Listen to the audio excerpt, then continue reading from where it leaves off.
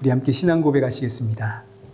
전능하사 천지를 만드신 하나님 아버지를 내가 믿사오며 그 외아들 우리 주 예수 그리스도를 믿사오니 이는 성령으로 잉태하사 동정녀 마리아에게 나시고 본디오 빌라도에게 고난을 받으사 십자가에 못 박혀 죽으시고 장사한 지 사흘 만에 죽은 자 가운데서 다시 살아나시며 하늘에 오르사 전능하신 하나님 우편에 앉아 계시다가 저리로서 산자와 죽은 자를 심판하러 오시리라.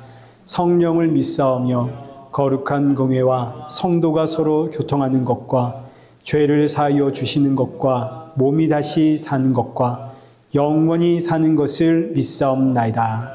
아멘.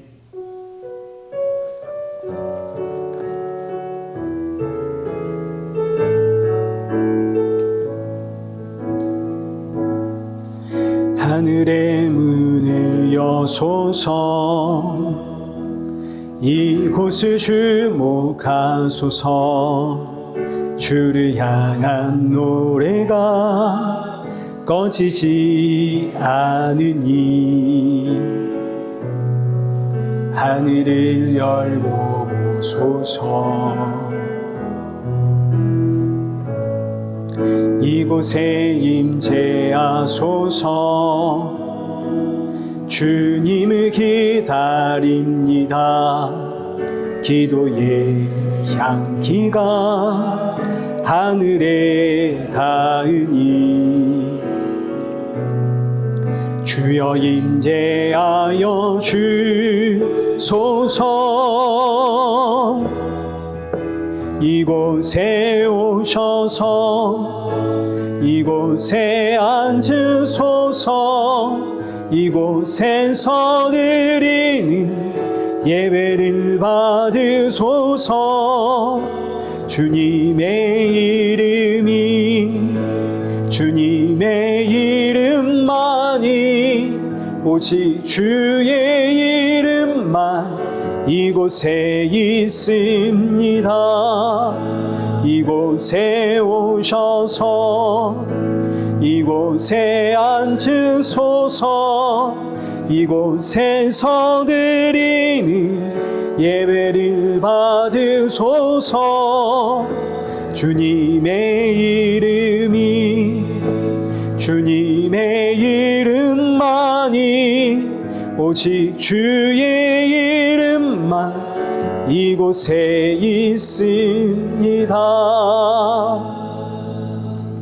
우리 이 시간 예배 앞에 서 있는 내 모습을 돌아보면서 오늘의 예배가 지치고 상한 내 심령의 담비와 같은 예배가 되도록 내 마음의 문을 열어주시고 또 함께하는 사랑하는 성도들에게도 새 힘과 위로와 안식의 예배가 되도록 은혜 부어 주옵소서. 우리 함께 예배를 사모하는 마음으로 기도의 자리로 나아가겠습니다. 기도하겠습니다.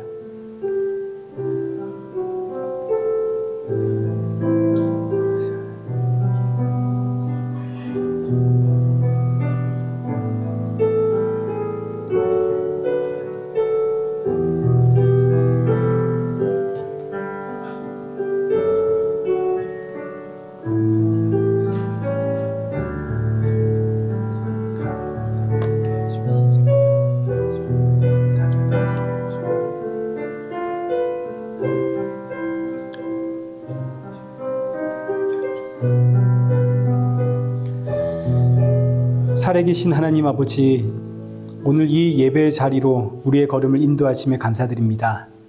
지치고 상한 심령들 모였사오니 오늘의 예배가 사랑하는 성도들에게 위로와 평안과 안식의 예배가 되게 하시고 주시는 생명의 말씀 붙잡고 새롭게 시작하는 이 한 주를 버티며 살아가며 날이 갈수록 예수님의 그 십자가의 은혜와 사랑만이 더욱더 충만해지는 우리 성도들 되게 하여 주옵소서.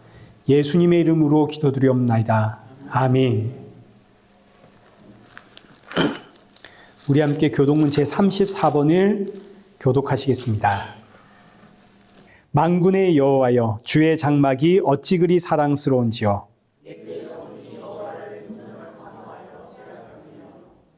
내 마음과 육체가 살아계시는 하나님께 부르신나이다. 주의 제단에서 참새도 제 집을 얻고 제비도 새끼 둘 보금자리를 얻었나이다.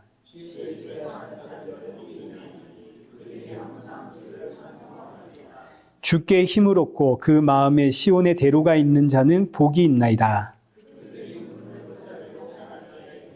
그곳에 많은 샘이 있을 것이며 이른 비가 복을 채워주나이다.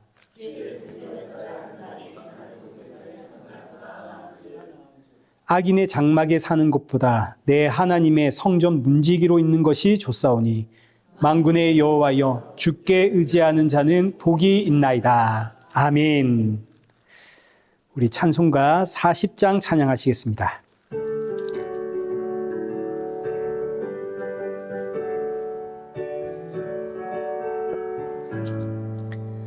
찬송으로 보답할 수 없는 큰 사랑 주님께 영광 할렐루야. 형제 자매 모두 함께 모여 찬송해 주님께 영광 할렐루야. 하나님의 자녀여 크게 찬송 부르며 밝고 거룩한 길로 기쁨으로 나아가 주의 보좌 앞으로 속히 들어가겠네. 주님께 영광 할렐루야. 우리 받은 주님 은혜 한량 없도다. 주님께 영광 할렐루야.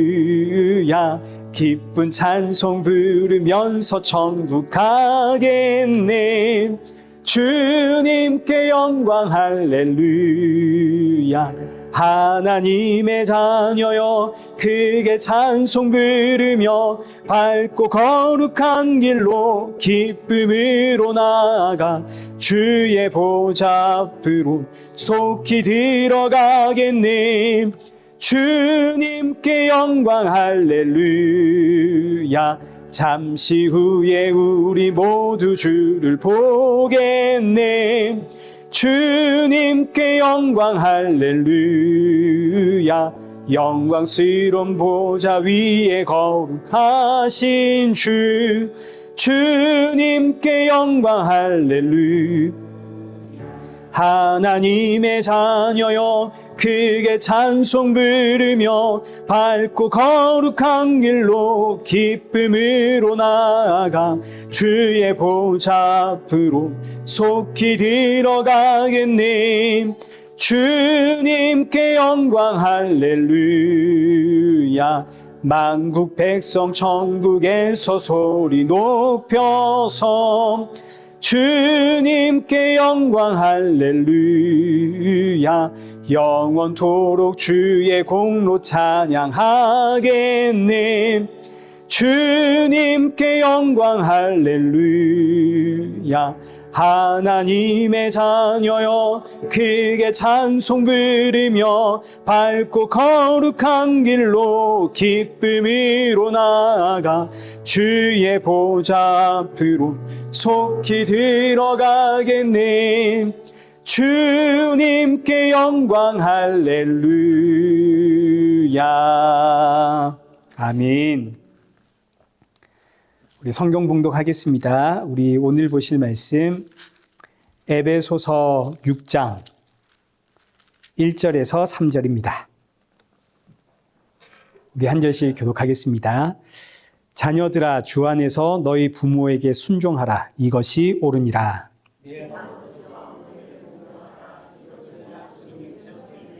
함께 읽겠습니다.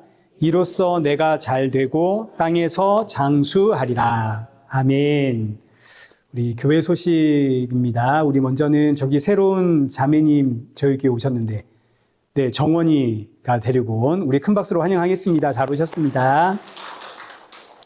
네, 그리고 계속해서 우리 그 출타 중인 성도님들을 위해서 기도해 주시고요.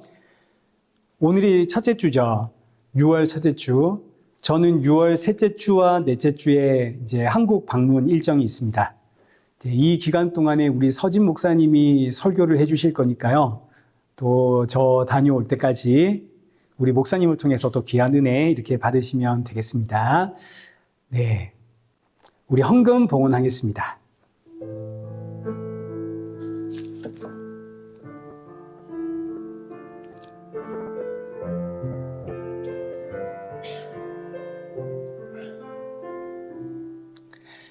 예수 사랑해요.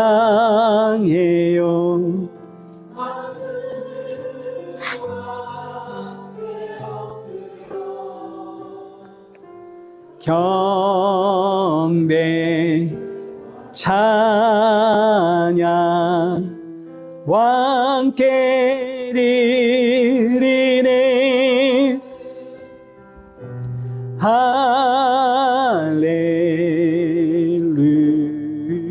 할렐루야 할렐루야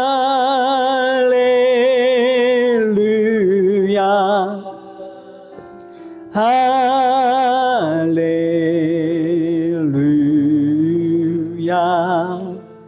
할렐루야.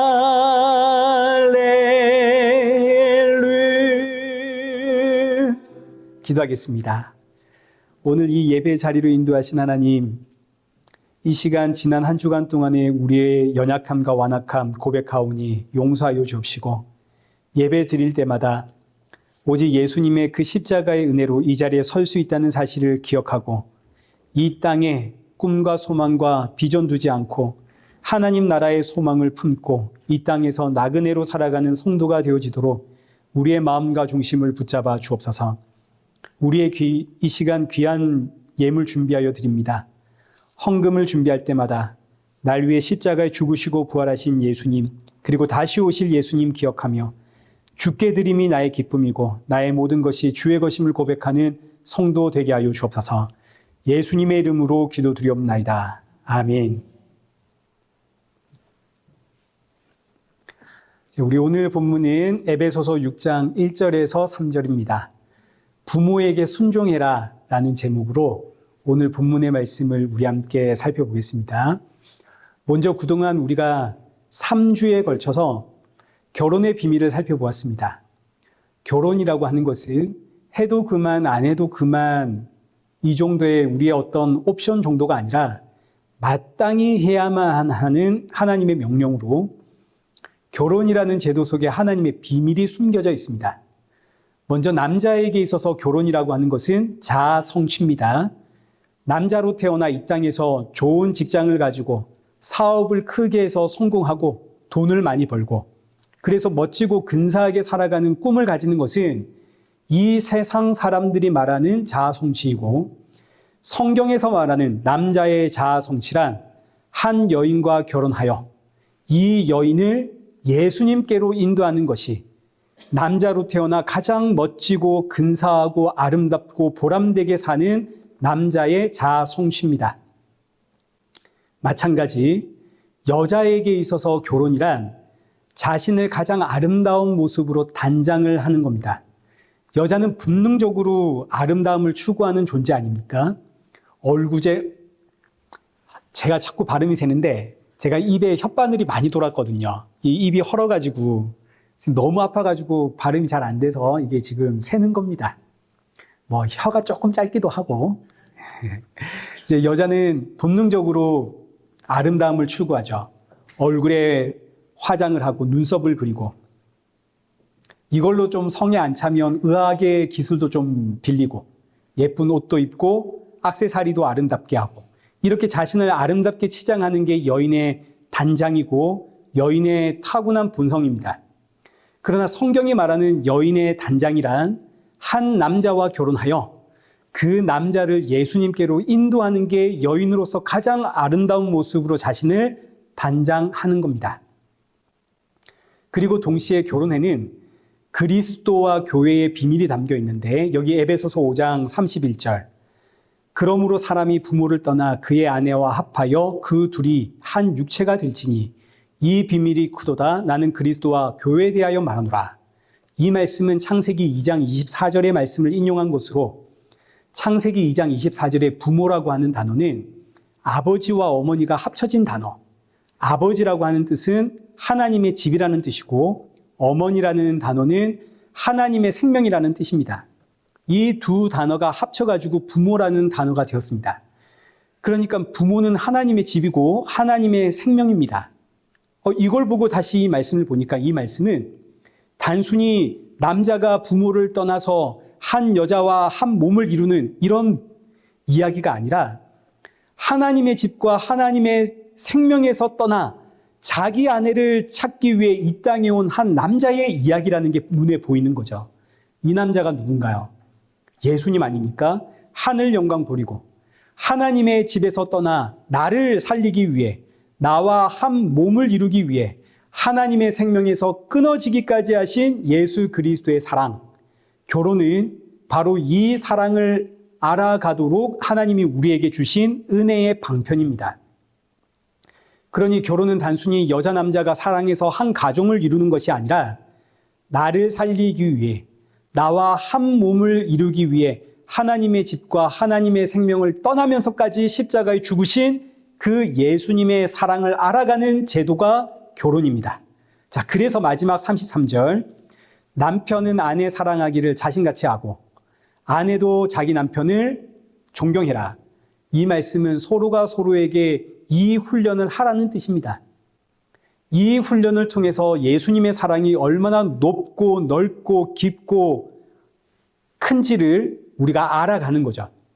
남편이 아내를 자기 몸처럼 사랑하려고 훈련을 해보니까 세상에 나는 아내 사랑을 못합니다. 사랑은커녕 나는 나만 생각하는 이기적인 사람입니다. 내가 죄인이라는 걸 깨닫게 되죠. 아내는 남편을 존경하고 복종하려고 보니까 세상에 나는 남편을 존경하거나 복종하지를 못하겠습니다. 내 생각과 내 판단과 내 상식이 먼저 터져 나옵니다. 나는 죄인입니다. 근데 우리는 이 남편 사랑, 아내 사랑이 불가능한데 이 불가능한 사랑을 예수님이 지금 나에게 베풀고 계십니다. 날 향한 예수님의 사랑이 얼마나 깊고 높고 넓은지 부부는 결혼을 통해서 서로가 이 사실을 함께 배워가고 알아가는 겁니다. 이것이 창조의 질서이고 가정의 회복이고 이런 가정을 예수님으로 충만한 가정이라고 하는 거죠.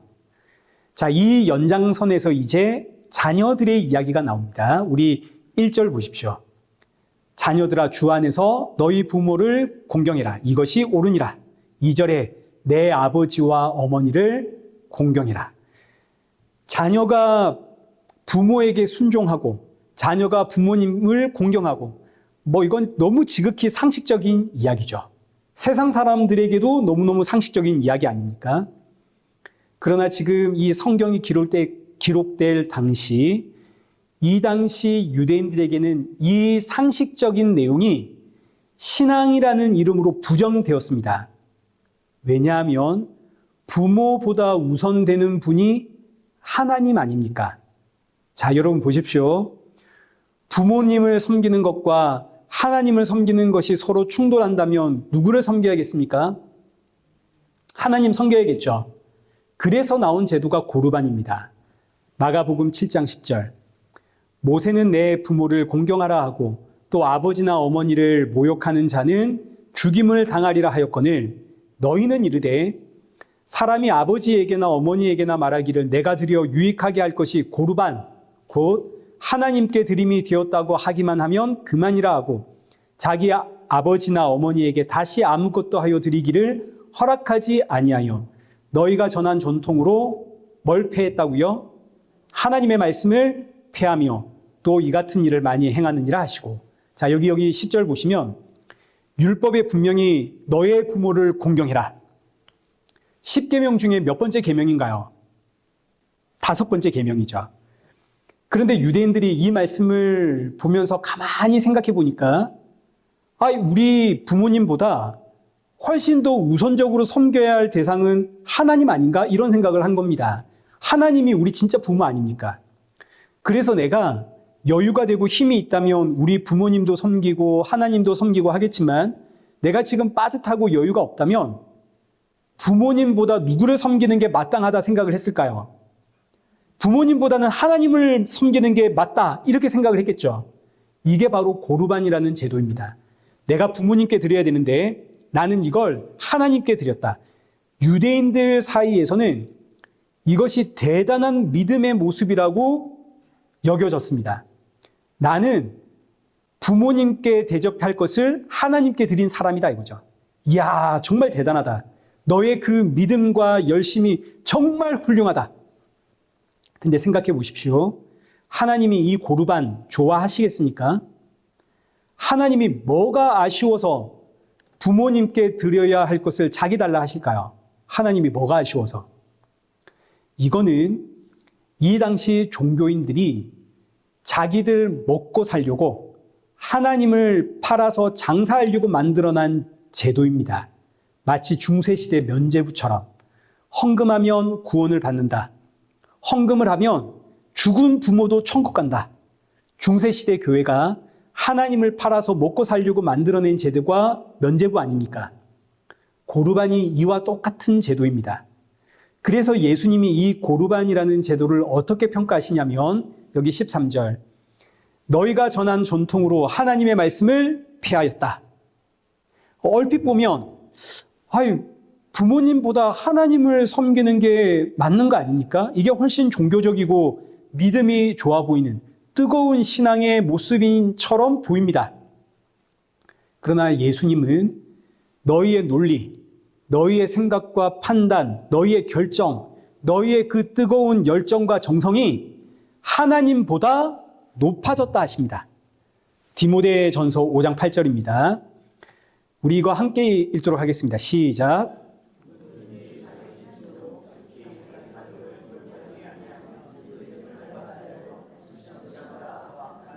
아멘. 보십시오. 얼마나 강력한 메시지인가.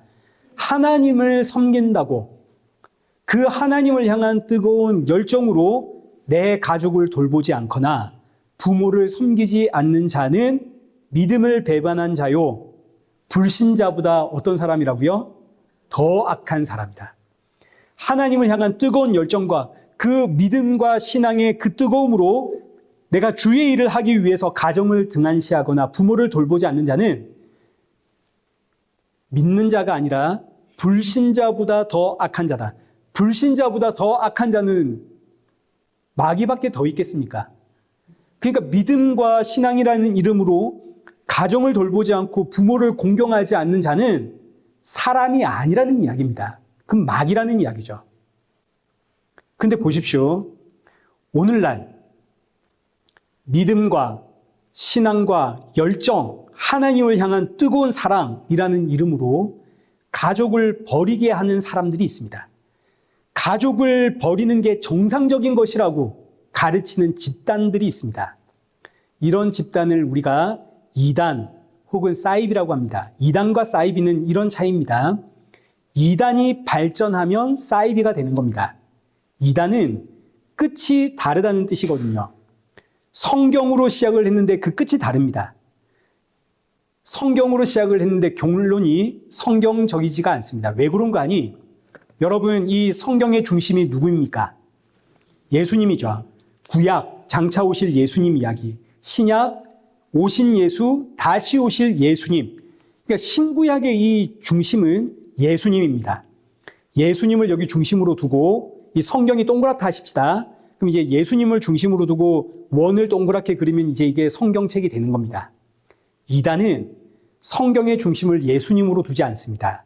그 옆에 있는 전도에 둔다든지 그 밑에 있는 하나님 나라에 둔다든지 그 밑에 있는 옆에 있는 세계 선교에 이 초점을 둔다든지 아니면 불특정한 구석구석에 있는 하나님에 대해서 이 초점을 둔다든지 이게 전부 다 진리의 말씀 아닙니까? 이 성경 전체가 진리의 말씀이니까요.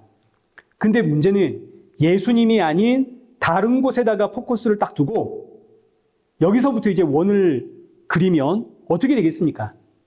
성경 말씀도 이렇게 포함이 됐지만 세상 이야기도 함께 포함이 되죠. 세상의 이야기가 마치 진리처럼 함께 포함되게 됩니다. 그래서 이단은 쉽게 구분이 안 됩니다. 분명히 진리의 이야기를 하고 있거든요, 지금. 전도하자, 선교하자, 성경의 이야기를 하고 있습니다.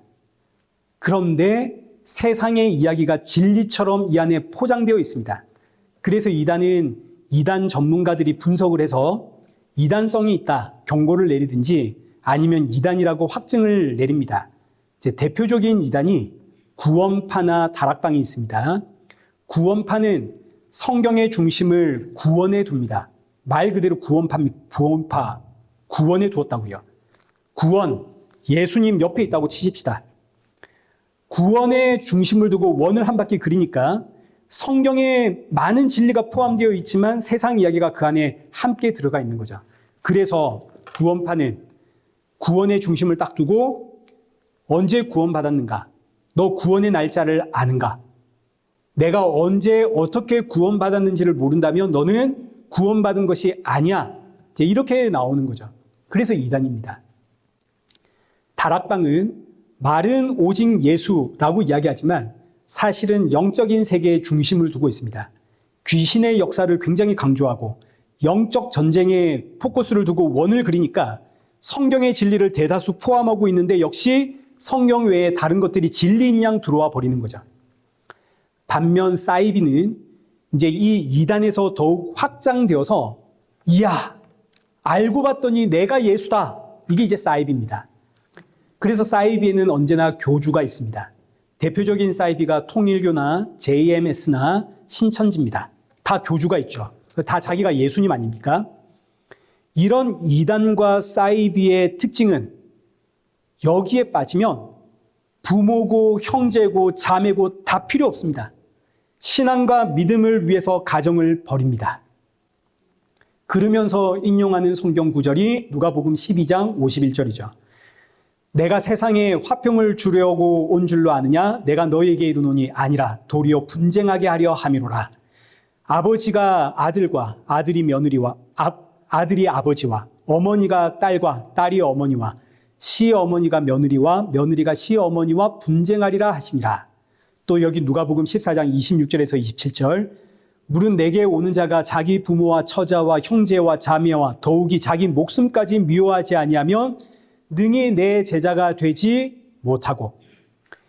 이단과 사이비는 이런 말씀들을 인용해서 가정보다 우선되는 것이 하나님과 교회, 부모보다 우선되는 것이 하나님과 교회, 이게 바로 현대판 고르반입니다. 여기에 빠지면 형제고 부모고 전부 다 버리게 되는 거죠. 야, 하나님이 우선이냐 너의 부모가 우선이냐, 너의 신앙 똑바로 해라. 그러면 그렇지, 하나님이 우선이지. 그러나 이 말씀 이런 뜻이 아니거든요. 예수님 시대에 유대교를 믿던 가정에 자녀나 아내나 남편이 예수님을 믿게 되면 여기 이 53절의 말씀처럼 당연히 분쟁이 시작이 되는 겁니다. 얼마나 유대교 안에서 핍박을 받겠습니까? 그리고 여기 14장 26절의 말씀은 예수님 믿게 되면 부모와 처자와 형제와 자매를 미워하게 된다는 게 아니라 그들 안에 있는, 그리고 내 안에 있는 죄를 미워하게 된다는 뜻입니다. 그 결과 예수님을 믿는 자는 가정을 버리고 떠나라가 아니죠. 여기 27절 뭐라고 했습니까? 십자가를 지고 예수님을 따라라. 유대 사회에 예수님이 오셨습니다. 예수님 때문에 분쟁이 시작이 됐죠. 사람들이 얼마나 예수님을 미워하고 핍박하고 조롱하고, 그래서 예수님 어떻게 하셨나요? 이들을 버리고 떠나셨습니까? 아니면 그들과 멱살 잡고 싸우셨나요? 아니죠. 이들을 살리려고 십자가로 가신 거 아닙니까? 그러니까 이 말씀은 예수님을 믿음으로 너의 가정에서 분쟁이 시작이 되고 미움이 시작이 되겠지만 성도는 그 가정에서 예수님이 가신 길, 핍박하고 조롱하고 비웃는 그들을 살리기 위해 예수님이 십자가로 가신 그 예수님의 길로 가라, 이런 뜻입니다. 가족들이 아무리 내가 믿는 이 믿음과 신앙 때문에 나를 미워하고 나를 핍박하고 나를 가두려고 해도 나는 가정을 위해 섬기고 헌신하고 부모를 공경하고 형제의 우애를 더하고, 이런 사람들이 예수님의 제자라는 이야기지. 너 예수님 믿니? 너의 믿음 진짜니? 그럼 가족이냐 하나님이냐 선택해라. 가족이 교회에 말리면 가족을 떠나야지. 너의 믿음을 보여봐라. 이러면 되겠습니까? 근데 마귀는 언제나 신앙과 열심이라는 이름으로 그럴듯한 것으로 포장해서 성도를 유혹하고 속입니다. 그래서 오늘 본문 보십시오. 1절. 자녀들아, 주 안에서 너희 부모에게 순종해라. 이것이 옳으니라. 부모님이 믿는 성도이든 불신자이든 자녀는 마땅히 부모에게 순종을 해야 되는 겁니다. 부모를 떠나는, 신앙 때문에 부모를 떠나는 이런 경우는 없습니다. 말이 안 되는 겁니다. 2절, 이것이 약속 있는 첫 계명이다. 부모를 공경하는 것이 약속 있는 첫 계명이다. 이 의미는 10계명을 보십시오. 1계명에서 4계명까지는 하나님에 대한 계명입니다. 그리고 5계명부터 10계명은 사람에 대한 계명인데 그 제일 처음에 나오는 게 내 부모를 공경하라입니다. 하나님께서 사람에게 주신 제일 첫 번째 계명이 너의 부모를 공경해라. 사람의 제1된 계명입니다. 부모 공경. 그런데 예수님을 믿는다고 하면서 부모를 공경하지 않는다면 하나님을 대적하는 자고 그 사람은 불신자보다 더 악한 사람입니다. 구약에서는 이것을 어떻게 표현하고 있냐면 출애굽기 21장 15절. 자기 어머니나 아버지나 어머니를 치는 자는 어떻게 해라고요? 반드시 죽여라. 레위기 20장 9절. 만일 누구든지 자기의 아버지나 어머니를 저주하는 자는 어떻게 하라고요? 반드시 죽여라. 구약에서는 부모 공경하지 않는 자, 부모님께 순종하지 않는 자는 죽여라 그럽니다. 왜 이렇게 성경이 부모 공경을 강조하냐면 부모는 하나님의 상징이기 때문입니다. 하나님이 사람을 창조하시는 이 창조의 법칙을 부모님 안에 넣어두셨거든요. 하나님이. 육신의 부모를 통해서 생명을 얻어 이 땅에 태어난 성도는 육신의 부모를 통해서 너와 나를 창조하신 나의 참된 부모가 되신 그 하나님을 배우게 되는 겁니다. 오죽하면 오늘 본문 여기 2절에 이것이 약속 있는 첫 계명이다. 원래 하나님이 사람에게 주신 첫 번째 계명은 나 외에 다른 신 섬기지 말라거든요. 그런데 부모 공경이 약속 있는 첫 계명이다. 이렇게 말씀하시는 것은 하나님 외에 다른 신을 섬기지 말라라는 이 계명과 부모 공경을 동급으로 두었다는 이야기입니다. 마치 이것과 같습니다. 율법을 요약하면 어떻게 됩니까?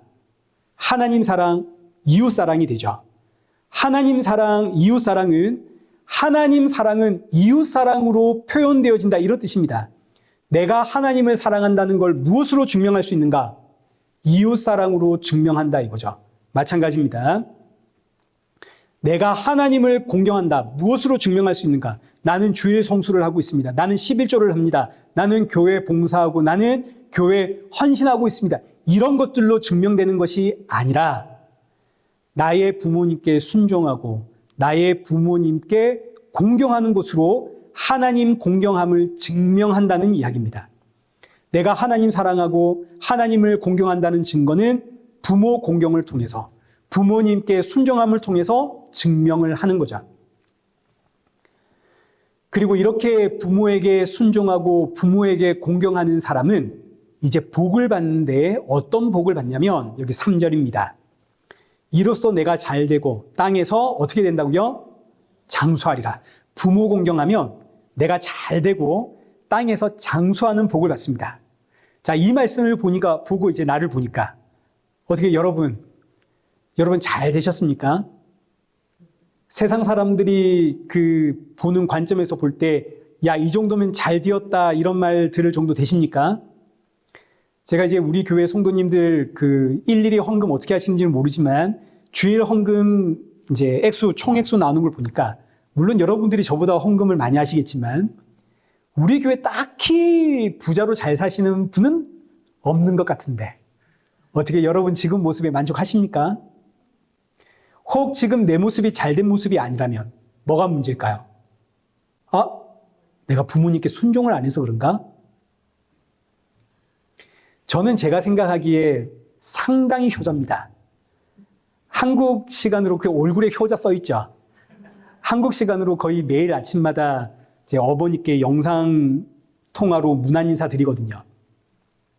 근데 저 같은 효자도 한 번씩 어머니가 저에게 쓴소리하면 제가 그걸 그대로 받아들이지를 못합니다.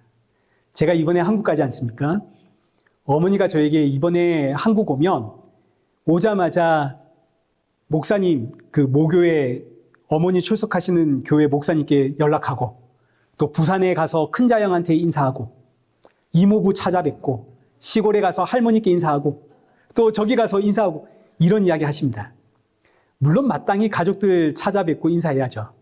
그런데 저 같은 여자도 이런 이야기를 들으면 네, 알겠습니다. 그렇게 할게요가 아니라 아이고 어머니 내 알아서 할게 이러고 나옵니다.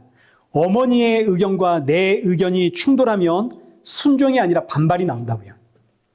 그리고 어머니의 의견에 따르는 게 아니라 내 생각을 가지고 어머니를 설득해가지고 어머니가 내 뜻을 따르도록, 그래서 어머니가 나에게 순종하도록 제가 가스라이팅을 하고 있습니다. 그러고 보니까 저는 불효자죠. 근데 어디 저만 이러겠습니까? 투차 이야기하지만 저니까 이 정도입니다. 그러니까 부모에게 순종해라, 부모님께 공경해라라는 이 말씀이 1차적으로 우리가 얼마나 이기적이고 내 생각과 내 고집이 강한 죄인인가를 깨닫게 하시는 말씀입니다. 부모님께 순종하지 못하는 나를 보니까 나는 하나님께 순종하는 인생인가요? 아닌가요? 아닌 거죠. 그러니까 기본적으로 남편들아 아내를 사랑해라, 아내들아 남편에게 복종해라, 자녀들아 부모에게 순종해라, 이런 말씀들은 전부 다 내가 얼마나 죄인인가를 깨닫게 하시는 말씀들입니다. 그러니 이런 말씀들을 통해서 이런 나를 구원하신 예수님 말고는 나에겐 정말 소망이 없구나, 이걸 확인해야 되는 거죠. 그런데 다시 본문 2절과 3절 보십시오. 이 말씀 보니까 내가 이 땅에서 잘 되지를 못하고 장수하지를 못하는 이유가 과연 이 땅에서 부모님을 잘 섬기지 못해서 그런가? 그런 게 아닙니다. 이 땅에서 정말 흠없이 완벽하게 부모님께 순종하며 헌신했던 사람이 한 분 있습니다. 예수님입니다. 예수님의 부모는 하나님 아닙니까? 예수님이 얼마나 하나님께 순종을 했던가? 여기 요한복음 5장 30절. 내가 아무것도 스스로 할 수 없노라. 듣는 대로 심판하노니 나는 나의 뜻대로 하려 하지 않고 나를 보내신 이의 뜻대로 하려 함으로 내 심판은 의로우니라. 요한복음 6장 38절. 내가 하늘에서 내려온 것은 내 뜻을 행하려 함이 아니요 나를 보내신 이의 뜻을 행하려 함이니라. 예수님은 예수님의 뜻대로 사신 적이 단 한순간도 없습니다. 예수님은 그 어떤 것도 스스로 판단하고 결정하고 행하지를 않습니다. 오직 보내신 이의 뜻을 따라 순종을 했습니다. 예수님만큼 부모님께 순종한 인생은 없죠. 그런데 예수님 이 땅에서 잘 되고 장수했습니까? 아니죠. 매 맞고 십자가에 죽으셨습니다. 그때 나이를 33살로 추정하고 있죠. 장수한 게 아니라 요절했습니다. 이 글을 쓰고 있는 사도 바울은 지금 어디에 갇혀 있습니까? 감옥에 갇혀 있습니다. 그리고 감옥에서 죽습니다. 그러니까 오늘 본문 3절의 이 말씀은 지금 우리가 살고 있는 이 땅의 이야기가 아니라는 뜻입니다. 예수님께서 말씀하시죠. 요한복음 18장 36절에 예수께서 대답하시되 내 나라는 이 세상에 속한 것이 아니니라. 예수님이 분명히 말씀하지 않습니까? 예수님의 나라는 이 세상에 속한 나라가 아닙니다. 오늘 본문 3절에 내 부모를 공경하면 내가 잘되고 땅에서 장수하리라. 여기서 이 땅은 우리가 살아가는 이 땅의 이야기가 아니라 하나님의 나라입니다. 하나님의 나라에서 우리가 받을 기업에 대한 이야기입니다. 오히려 이 땅에서 잘되고 장수하는 사람들은 세상 사람들입니다. 불신자들, 안 믿는 사람들. 여기 시편 73편 1절 이하의 말씀 보십시오. 악인들의 형통을 보고 막 억울해서 하나님께 원망하는 내용입니다. 2절. 나는 거의 넘어질 뻔하였고 나의 걸음이 미끄러질 뻔하였으니 이는 내가 악인의 형통함을 보고 오만한 자를 질투하였음이로라. 그들은 죽을 때에도 뭐가 없다고요? 고통이 없고 그 힘은 강건하고 사람들이 당하는 고난이 그들에게는 없고 그들의 소득은 마음의 소원보다 많고. 세상에 보십시오. 이 땅의 복은 누가 누리나요? 세상 사람들이 누리죠. 그러니 구약의 성도들이 약이 올라서 죽는 겁니다. 하나님 어떻게 이럴 수 있습니까? 어떻게 저 사람들이 형통하게 살 수 있습니까? 왜 저들은 잘 되고 장수하고 우리는 이 모양입니까? 하나님 이게 말이 됩니까? 아무리 생각해도 말이 안 돼가지고 이거 하나님께 내가 정식으로 공식적으로 따지겠다. 그래서 하나님의 성전을 찾아갑니다. 17절. 하나님의 성소에 들어갈 때야 그들의 뭘 깨달았다고요? 종말을 내가 깨달았나이다. 이 시편의 저자가 너무너무 억울해서 하나님께 따지려고 성소에 들어갔다가 저들의 종말을 깨닫습니다. 이 땅에서 잘 먹고 잘 살고 장수했지만 그들의 결국은 영원한 지옥 형벌이구나. 이거 깨달았다고요. 반면 나는 이 땅에서 힘들고 고난 가운데 살고 있지만 나의 결국은 영원한 하나님의 나라입니다. 이 사실을 깨닫고 나니까 내가 원망하고 불평했던 게 얼마나 어리석었던가. 22절. 내가 이같이 우매무지함으로 주 앞에 짐승입니다. 그리고 하는 고백이 25절. 하늘에서는 주 외에 누가 내게 있으리요. 땅에서는 주밖에 내가 사모할 리 없나이다. 내 육체와 마음은 쇠약하나 이 땅에서. 그러나 하나님은 내 마음의 반석이시고 영원한 분깃이시라. 하나님께 가까이함이 내게 복이라. 이 세상 그 무엇보다 하나님을 가까이함이 나에게 복이구나. 이러면서 이 시편이 끝이 납니다. 아멘이 나오십니까? 그런데 우리는 그래도 이 땅에서 잘 되고 싶고, 그래도 이 땅에서 복 받고 싶죠. 장수하고 싶죠. 그래서 하나님이 우리에게 뭘 주신다고요? 고난 주신다고요. 지난주에 말씀드렸죠. 그래서 하나님이 우리에게 고난을 주시는 겁니다. 우리 안에 있는 이런 마음 벗겨내고 우리 안에 천국 소망을 품게 하려고. 이 땅에서 성도의 고난은 성도로 하여금 천국 소망을 품게 하는 하나님의 은혜의 도구입니다. 하나님의 은혜는 언제나 고난을 동반한다는 사실을 잊지 마십시오. 언제까지? 주께서 나를 부르시는 그날까지. 고난을 피할 생각을 하지 마십시오. 고난이 있으면 나의 복이구나. 고난이 오면 은혜구나. 아멘. 우리 교회는 아멘이 안 나옵니다. 아멘 좀 하십시오. 자, 이제 말씀을 맺겠습니다. 오늘 본문은 부모에게 순종하고 부모에게 공경하라입니다. 지극히 옳은 일이고 마땅한 일입니다. 세상 사람들에게도 이 말씀은 상식적이죠. 그러나 성도에게 있어서 부모 공경은 부모님이 하나님의 상징이기 때문입니다. 성도에게 있어서 참된 부모는 하나님 아닙니까? 자, 그런데 이 하나님이 누구신가를 우리가 정확하게 이해를 좀 하셔야 됩니다. 나를 낳아주신 하나님, 나에게 새 생명 불어 넣어주신 하나님, 누구신가요?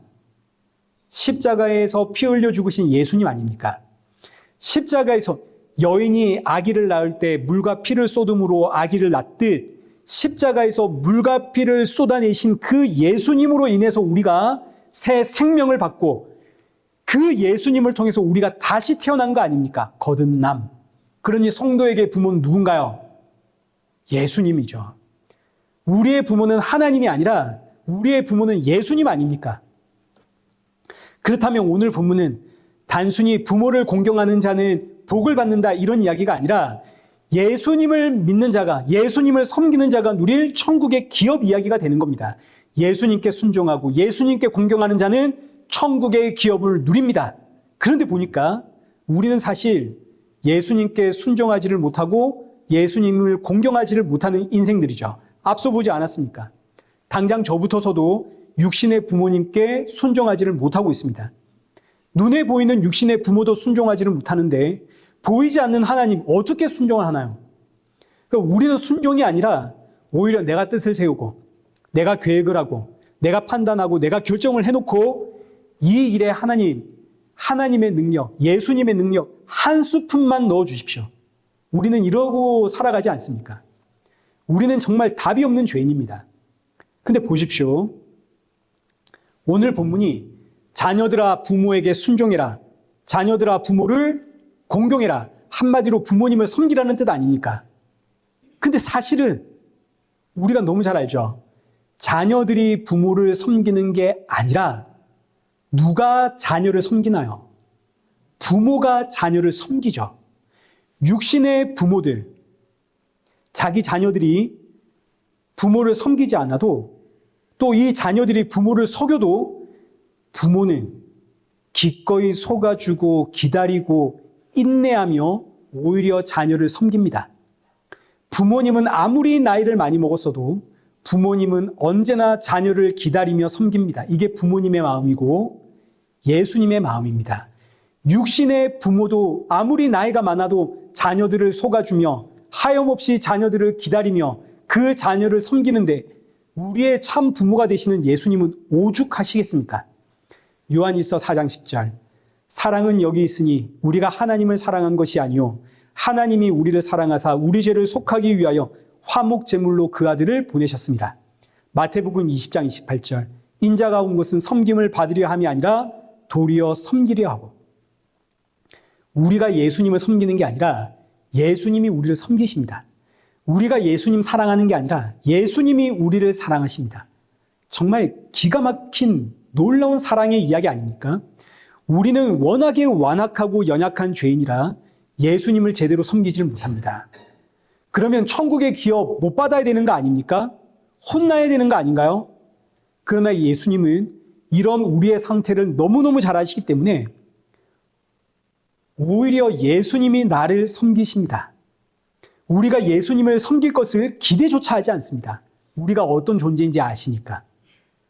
예수님이 나를 섬기면서 나를 붙잡고 보호하며 생명의 길로 이끌어 가시어 기어코 우리에게 천국의 기업을 안겨주십니다.